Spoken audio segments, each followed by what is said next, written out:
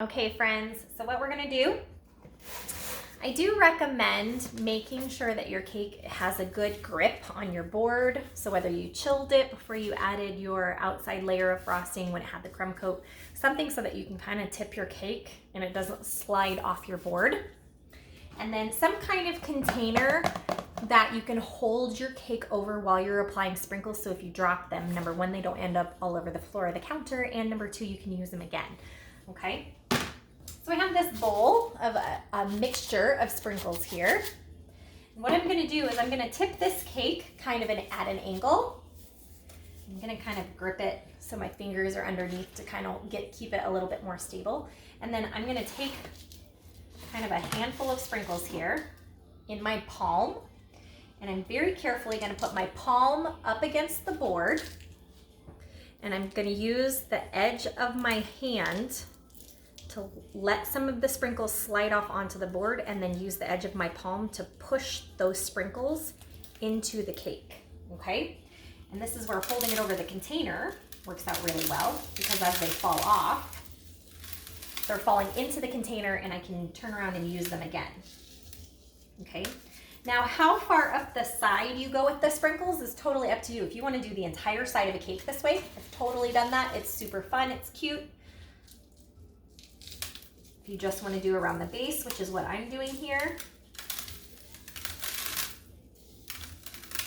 So once you've done one side, kind of shake off, tap the board so that the excess falls off, and then rotate the cake in your hand.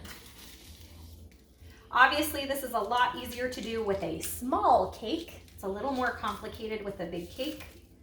Gotta have some muscle. You might need somebody else to hold the cake for you if you're doing a bigger cake. I've also done it before when I've had to do like a 12-inch cake this way. I did a 12-inch emoji cake where they wanted a sprinkle side. And what I did was I actually sat the cake board itself in a baking sheet, so like a cookie pan, and set the board and so that it was supported and I didn't have to hold it with my whole hand, and the edge of the board sat on the cookie sheet, and then I could still scoop them up off the cookie sheet. So the biggest thing is making sure that your ring of sprinkles is the same height all the way around. You don't want your line of sprinkles to be wonky.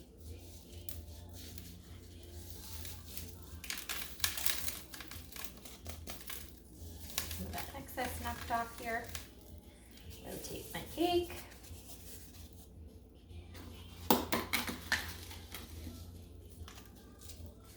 I love to mix different kinds of sprinkles as well to give it a different texture. I like to mix my my round ones with my jimmies, and also use sanding crystals. Gives it lots of different texture.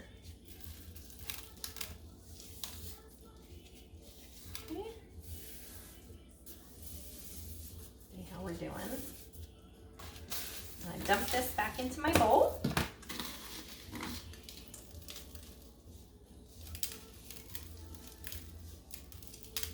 Okay. All right. I'm just gonna go back around, make sure I'm at the same level. Do a little quick pass here.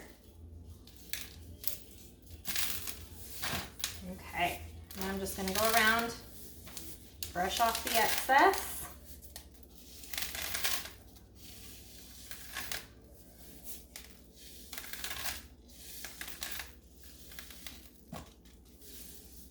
One more pass. There we go. Okay. So we've got a nice sprinkle layer around the base. We've got our nice little ombre here, just like that. We'll get this cleaned up and I'll show you how to do that drip.